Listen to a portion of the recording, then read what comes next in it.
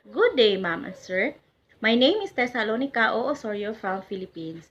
I am 32 years old, married, and blessed with 2 children.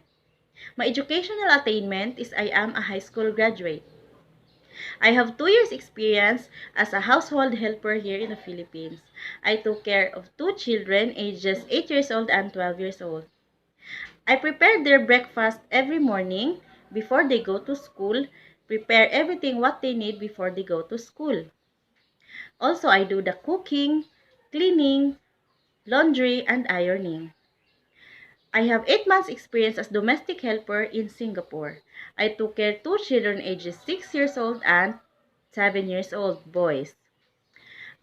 My main duty there is to car wash 2 cars in the morning, laundry, ironing, marketing, gardening, and sometimes cooking if Popo is not around.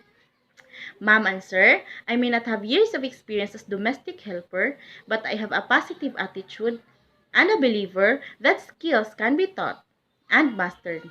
Ma'am and sir, please consider my application as I promise to serve you with all my heart and your family. Thank you and God bless.